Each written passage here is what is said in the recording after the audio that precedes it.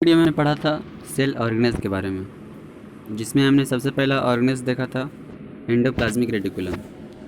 ठीक है, जिसमें हमने देखा था सबसे पहला ऑर्गेनेल क्या था हमारा, एंडोप्लाज्मिक रेटिकुलम। जिसमें हमने देखा था कि एंडोप्लाज्मिक रेटिकुलम दो टाइप्स के होते हैं, स्मूथ एंडोप्लाज्मिक रेटिकुलम और रफ एंडोप्लाज्मिक रेटिकुलम। ठीक है, तो जिसका फंक्शन भी हमने जाना था कि रफ एंडोप्लाज्मिक रेटिकुलम के सरफेस पे जो है राइबोसोम्स होता है, जिसके कारण से वो रफ दिखता है। ठीक है, जो कि क्या करता है, राइबोसोम्स जो है प्रोटीन का मैन्युफैक्चर करता है। और स्मूथ एंडोप्लाज्मिक रेटिकुलम जो है वो फैट मॉलिक्यूल्स का सिंथेसाइजेशन करता है। फैट मॉलिक्यूल्स का मतलब क्या हो गया, लिपिड्स। ठीक है, लिपिड्स का जो है स्मूथ एंडोप्लाज्मिक रेटिकुलम का फॉर्मेशन करता है। ठीक है, तो इस प्रकार से एंडोप्लाज्मिक रेटिकुलम जो है प्रोटीन्स और लिपिड्स का फॉर्मेशन करता था। ठीक है, तो एंडोप्लाज्मिक रेटिकुलम के बारे में हमने पढ़ लिया था। तो इस बार हमें पढ़ना क्या है, गोल्गी एपेरेटस। ठीक है, दूसरा ऑर्गेनल हमारा क्या है, गोल्गी एपेरेटस। ठीक है, तो हमें गोल्गी एपेरेटस के बारे में पढ़ना है कि गोल्गी एपेरेटस क्या है। ठीक है, इसका फंक्शन, इसका सेल के अंदर किस प्रकार का फंक्शन इसके द्वारा किया जाता है, तो यही जानते हैं गोल्गी एपेरेटस के बारे में।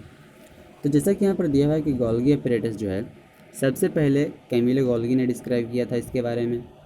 इसका वर्णन, गोल्गी एपेरेटस का वर्णन सबसे पहले कैमिलो गोल्गी के द्वारा किया गया था। ठीक है, तो कैमिलो गोल्गी ने ऐसा इसके बारे में डिस्क्रिप्शन दिया, इसलिए इन्होंने अपने नाम पे जो है इसका नाम रख दिया गोल्गी एपेरेटस। मतलब कि कैमिलो गोल्गी का नाम था उनका क्या, कैमिलो गोल्गी, जिससे गोल्गी से वो उसका नाम रख दिए गोल्गी एपेरेटस। ठीक है, तो ये कुछ जान लेते हैं गोल्गी एपेरेटस के बारे में। तो जैसे कि यहाँ पर हम देख सकते हैं, ये है कैमिलो गोल्गी का फोटो। ठीक है, तो कैमिलो गोल्गी का जो जन्म हुआ था ब्रेस्किया के कॉटेनो शहर में हुआ था। ठीक है, कहाँ हुआ था, कैमिलो गोल्गी का जन्म ब्रेस्किया के कॉटेनो के शहर में हुआ था 1843 ईस्वी में। कौन से ईस्वी में, 1843 ईस्वी में कैमिलो गोल्गी का जन्म हुआ था। ठीक है, उन्होंने मेडिसिन की पढ़ाई की थी, कहाँ से, पाविया की यूनिवर्सिटी से उन्होंने मेडिसिन की पढ़ाई की थी। ठीक है, उसके बाद जो है 1865 में ग्रेजुएशन किए। ठीक है, उसके बाद ग्रेजुएशन करने के बाद जो है उन्होंने संत माथिया के हॉस्पिटल में काम करने लगे। ठीक है, तो इस प्रकार से हमने जाना कैमिलो गोल्गी के जीवन परिचय के बारे में। ठीक है, तो उनके द्वारा जो भी नए इस तरह के मतलब कि नए और ऑर्गेनल सेल ऑर्गेनल्स के बारे में जो भी डिस्क्राइब उन्होंने किया। ठीक है, तो हम जानेंगे कि किस प्रकार से उन्होंने गोल्गी एपेरेटस के बारे में डिस्क्राइब दिया सबसे पहले। तो जैसा कि हम यहाँ पर देख सकते हैं गोल्गी एपेरेटस के बारे में, तो जैसे कि हमने पढ़ा कि गोल्गी एपेरेटस का जो गोल्गी एपेरेटस के बारे में जो है सबसे पहले किन्होंने डिस्क्राइब किया था, उसका गोल्गी एपेरेटस का डिस्कवर कौन किया था, उसका वर्णन कौन किया था। तो जैसे कि हमने अभी जाना कि गोल्गी एपेरेटस जो है इसका डिस्क्राइब किए थे सबसे पहले। ठीक है, तो हम जानते हैं कि गोल्गी एपेरेटस है क्या। तो गोल्गी एपेरेटस क्या है, एक सिस्टम से कंसिस्ट होता है। ठीक है, कौन सा सिस्टम है जो कि क्या होता है, वेसिकल्स होता है। इसमें क्या होता है, वेसिकल्स, जो कि किस चीज़ से बाउंडेड होता है, उसका वेसिकल्स जो है मेम्ब्रेन से बाउंडेड होता है। ठीक है, तो गोल्गी एपेरेटस जो है एक सिस्टम कंसिस्ट करता है, कंसिस्ट ऑफ ए सिस्टम जिसका वेसिकल्स क्या होता है, उसकी में वेसिकल्स होता है जो कि मेम्ब्रेन से बाउंडेड होता है। ठीक है, तो किसी से बाउंडेड होता है, मेम्ब्रेन से बाउंडेड होता है। ठीक है, तो इससे हमें क्या पता चलता है, कि इससे हमें पता चलता है कि गोल्गी एपेरेटस क्या है। गोल्गी एपेरेटस एक क्या है, तो मेम्ब्रेन बाउंड ऑर्गेनल है। ठीक है, Golgi apparatus is a type of membrane bound organelle. ठीक है, तो यहाँ पर बताया गया है कि गोल्गी एपेरेटस जो है मेम्ब्रेन बाउंड वेसिकल्स के जैसा जो है अरेंज्ड होता है। ठीक है, एक दूसरे से क्या होता है, वेसिकल्स उसमें होता है। ठीक है, गोल्गी एपेरेटस में जो है मेम्ब्रेन से बाउंडेड वेसिकल्स होते हैं। ठीक है, और वो वेसिकल्स जो हैं एक दूसरे से लगभग कैसे होते हैं, एक दूसरे से लगभग पैरेलल, अप्रॉक्सीमेटली जो है पैरेलल अरेंज्ड होते हैं। ठीक है, जो कि किस रूप में होते हैं, स्टैक्स के रूप में। ठीक है, जो स्टैक्स का निर्माण करते हैं, किस चीज़ का निर्माण करते हैं, स्टैक्स का निर्माण करते हैं, जो कि एक दूसरे से लगभग पैरेलल होते हैं। ठीक है, और उन स्टैक्स को क्या बोला जाता है, उन स्टैक्स को हम बोलते हैं सिस्टर्न्स। ठीक है, उन स्टैक्स को क्या बोला जाता है, उन स्टैक्स को बोला जाता है सिस्टर्न्स। ठीक है, तो आज हम जान लेते हैं गोल्गी एपेरेटस के बारे में स्ट्रक्चरली। तो अब हम जो है गोल्गी एपेरेटस के बारे में उसको स्ट्रक्चरली जानते हैं। ठीक है, तो ये है हमारा, ये क्या है, एक हमारा माइक्रोस्कोपिक व्यू है गोल्गी एपेरेटस का। ठीक है, ये कैसा व्यू है, माइक्रोस्कोपिक व्यू है गोल्गी एपेरेटस का। ठीक है, किसका है, गोल्गी एपेरेटस का। ठीक है, तो इसको हम आज अब स्ट्रक्चरली जानने की कोशिश करते हैं। ठीक है, तो जैसा कि हमने अभी पढ़ा कि गोल्गी एपरेटस जो है वो किस प्रकार का होता है, वो एक वेसिकल्स होता है, वेसिकल्स टाइप का होता है, जैसे कि हम देख सकते हैं वेसिकल्स है। ठीक है, ये वेसिकल्स है।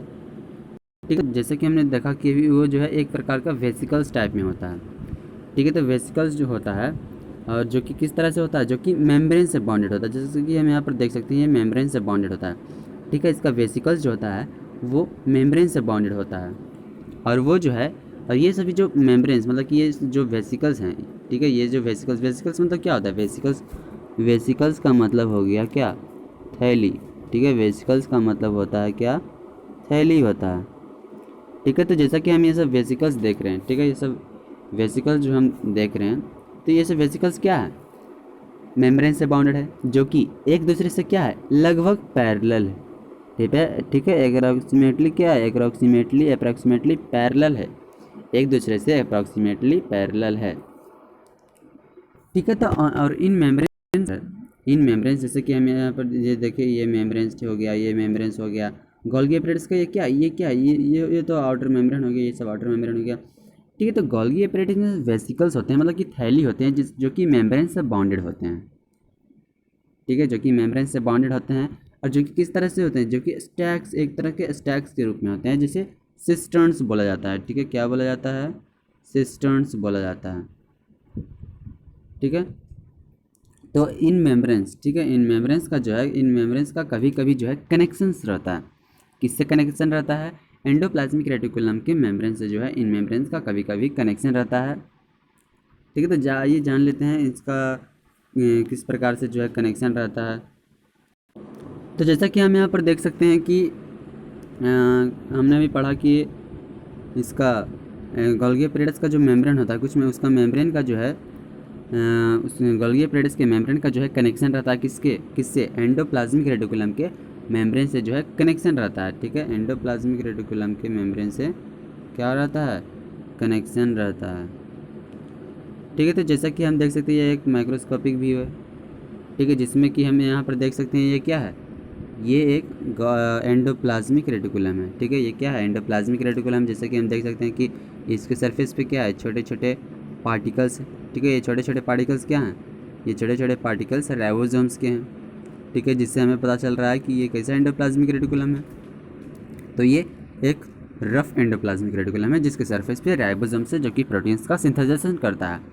ठीक है, तो जैसा कि हमने पढ़ा कि गोल्गी एपरेटस का जो मेम्ब्रेन्स होता है, जैसे कि हम यहाँ पर देख सकते हैं ये क्या है, ये एक ये मेम्ब्रेन हो गया। ठीक है, ये गोल्गी एपरेटस का मेम्ब्रेन हो गया। ठीक है, तो जैसे कि हम जानते हैं कि गोल्गी एपरेटस का मेम्ब्रेन जो है कभी कभी कनेक्शन रहता है एंडोप्लाज्मिक रेटिकुलम के मेम्ब्रेन से, जैसे कि ये हो गया एंडोप्लाज्मिक रेटिकुलम का मेम्ब्रेन। ठीक है, तो ये गोल्गी एपरेटस के मेम्ब्रेन का जो है इससे कनेक्शन, जैसे कि हम यहाँ पर देख सकते हैं कि इसका कनेक्शन रहता है। ठीक है, कनेक्शन किस प्रकार का होता है, कनेक्शन जो है वो कनेक्शन रखता है और जो है एक अलग पोर्शन बनाता है। ठीक है, कनेक्शन रख के उससे जो है एक अलग पोर्शन बनाता है। ठीक है, जो कि एक कम्प्लेक्स सेल्यूलर मेम्ब्रेन सिस्टम का जो है एक अलग पोर्शन बनाता है। ठीक है, तो अब हम जान लेते हैं गोल्गी एपरेटस के बारे में, उसके स्ट्रक्चर के बारे में। ठीक है, तो मतलब कि उसमें क्या क्या होता है, किस प्रकार से, मतलब कि गोल्गी एपरेटस का स्ट्रक्चर किस प्रकार से, उसके स्ट्रक्चर के बारे में विस्तार से हम जानने की कोशिश करते हैं। तो जैसा कि हम यहाँ पर देख सकते हैं ये गोल्गी एपरेटस का माइक्रोस्कोपिक व्यू है। क्या है, गोल्गी एपरेटस का माइक्रोस्कोपिक व्यू है। ठीक है, तो गोल्गी एपरेटस के बारे में हम जानते हैं। तो गोल्गी एपरेटस क्या है, गोल्गी एपरेटस जो है स्मूथ एंडोप्लाज्मिक रेटिकुलम का एक स्पेशलाइज्ड पोर्शन है। क्या है, स्मूथ एंडोप्लाज्मिक रेटिकुलम का एक स्पेशलाइज्ड पोर्शन है, मतलब कि ये जो है स्मूथ एंडोप्लाज्मिक रेटिकुलम के द्वारा ही जो स्पेशलाइज्ड किया हुआ एक भाग है। ठीक है, जिसका काम क्या होता है, सेल सिक्रेशन। ठीक है, जो कि सेल सिक्रेशन करता है, क्या करता है, सेल का सिक्रेशन करता है। ठीक है, तो ये जो है गोल्गी एपरेटस जो है सभी यूकैरियोटिक सेल्स में पाए जाते हैं। ठीक है, कौन से सेल्स में पाए जाते हैं, तो सभी यूकैरियोटिक सेल्स में जो है पाया जाता है। कौन, गोल्गी एपरेटस। लेकिन लेकिन लेकिन लेकिन लेकिन यहाँ पे हम देख सकते हैं कि लेकिन ये आरबीसीज में जो है नहीं पाया जाता है। ठीक है, गोल्गी एपरेटस जो है आरबीसी में नहीं पाया जाता है, लेकिन सभी यूकैरियोटिक सेल्स में जो है पाया जाता है। अब जबकि आरबीसी क्या है, आरबीसी एक क्या है, यूकैरियोटिक सेल्स ही है, लेकिन आरबीसी जो है एक्सेप्शन में आता है किसके लिए, गोल्गी एपेरेटस के लिए, क्योंकि गोल्गी एपेरेटस जो है सभी यूकैरियोटिक सेल्स में पाया जाता है, जबकि आरबीसी भी एक गोल्गी एपेरेटस थी यूकैरियोटिक सेल्स ही है, लेकिन ये आरबीसी में जो है गोल्गी एपेरेटस नहीं पाया जाता है। ठीक है, तो गोल्गी एपेरेटस जो है सभी यूकैरियोटिक सेल्स में पाया जाता है। ठीक है, तो गोल्गी एपेरेटस को जैसे कि हमने पढ़ा कि गोल्गी एपेरेटस जो है किस रूप में होता है, वेसिकल्स के रूप में होता है, मतलब कि थैली के रूप में होता है। किसके रूप में होता है, वेसिकल्स के रूप में होता है। ठीक है, वेसिकल्स के रूप में होता है। इसमें एक क्या होता है, फ्लैटेंड सैक्स होते हैं, जैसे कि हम यहाँ पे देख सकते हैं फ्लैटेंड सैक्स। ये क्या हो गया, फ्लैटेंड सैक्स कहने का मतलब ये हो गया थैली हो गया। ठीक है, ये क्या है, थैली है, फ्लैटेंड सैक्स है। ठीक है, जो कि क्या होता है, एक दूसरे से अप्रॉक्सीमेटली जो है पैरेलल होते हैं। ठीक है, पैरेलली जो है अरेंज्ड होते हैं, जैसे कि हम यहाँ पर देख सकते हैं ये क्या है, एक दूसरे से क्या है, पैरेलल अरेंज्ड है। ठीक है, स्टैक्स में अरेंज्ड होते हैं, जिसको बोला जाता है सिस्टर्न से सिस्टर्न है। ठीक है, और इसमें वेसिकल्स भी आता है, जैसे कि हमने अभी पढ़ा, वेसिकल्स मतलब थैली होते हैं, कुछ वेसिकल्स होते हैं, थैली होते हैं। ठीक है, और वैक्यूल्स भी होते हैं, क्या होते हैं, वैक्यूल्स, या इसको वैक्यूल्स भी बोला जाता है। वैक्यूल्स का मतलब भी एक थैली होता है। ठीक है, तो सिस्टर्न जो होता है वो छोटे छोटे स्टैक्स में होता है। कैसे होता है, छोटे छोटे स्टैक्स में होता है। ठीक है, तो गोल्गी स्टैक। ठीक है, गोल्गी स्टैक के पास क्या होता है, गोल्गी स्टैक के पास एक सिस फेस होता है। क्या होता है, एक सिस फेस होता है। ठीक है, तो गोल्गी एपेरेटस के पास क्या होता है, एक सिस फेस होता है। क्या होता है, एक सिस फेस होता है। जैसे कि हम यहाँ पर देख सकते हैं कि ये हमारा गोल्गी एपेरेटस का माइक्रोस्कोपिक व्यू है।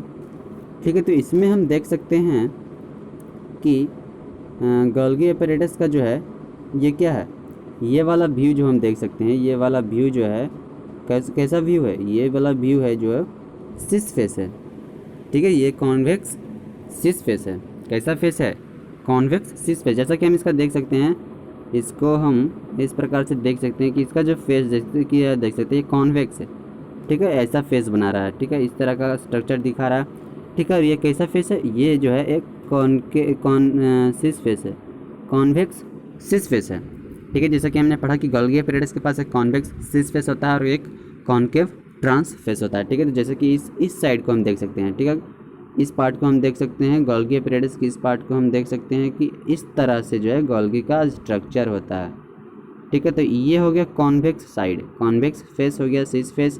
ठीक है, और ये कॉन्केव हो गया क्या, ट्रांस फेस। ठीक है, जिसको क्या बोला जाता है, मैच्योरिंग फेस भी बोला जाता है। ठीक है, ट्रांस फेस को जो है क्या बोला जाता है, ट्रांस फेस को मैच्योरिंग फेस भी बोला जाता है। और सिस फेस जो होता है, सिस फेस क्या होता है, सिस फेस फॉर्मिंग फेस होता है। कैसा फेस होता है, फॉर्मेटिव होता है, मतलब कि ये एक प्रकार का फॉर्मिंग फेस होता है। ठीक है, सिस फेस क्या करता है, तो वेसिकल्स रिसीव करता है। जैसे कि हम यहाँ पर देख सकते हैं, देखिए यहाँ पर जैसे कि हम देख सकते हैं कि ये साइड हो गया क्या, सिस फेस गोल्गी एपेरेटस का। तो गोल्गी एपेरेटस का जो सिस फेस होता है वो वेसिकल्स रिसीव करता है। किससे, ये इंडोप्लाज्मिक रेटिकुलम से जो है, यहाँ पर जैसे कि हम देख सकते हैं वेसिकल्स रिसीव करता है। ठीक है, जो कि क्या करता है, ज्वाइन करके गोल्गी का नया सिस्टर्ने बनाता है। बनाता है, तो ज्वाइन होकर गोल्गी का एक नया सिस्टर्ने बनाता है। ठीक है, तो जैसे कि हम यहाँ पर देख सकते हैं सेक्रेटरी वैक्यूल्स और लाइजोसोम्स। ठीक है, सेक्रेटरी वैक्यूल्स जो कि होता है, क्या होता है, सेक्रेटरी वैक्यूल्स जो होता है वो, जैसे कि हम यहाँ पर देख सकते हैं ये क्या है, सेक्रेटरी वैक्यूल्स है। ठीक है, ये क्या है, ये एक सेक्रेटरी वैक्यूल्स है। ठीक है, ये क्या है, ये सेक्रेटरी वैक्यूल्स है। ठीक है, तो जैसे कि हमने ये पढ़ा कि सेक्रेटरी वैक्यूल्स और लाइजोसोम्स। ठीक है, सेक्रेटरी वैक्यूल्स और लाइजोसोम्स जो होते हैं वो किस चीज़ से बने होते हैं, सेक्रेटरी वैक्यूल्स और लाइजोसोम्स जो है इससे बने होते हैं। ठीक है, किस फेस से, ट्रांस फेस से बने होते हैं। ठीक है, जो कि कैसा फेस होता है, एक मैच्योरिंग फेस होता है।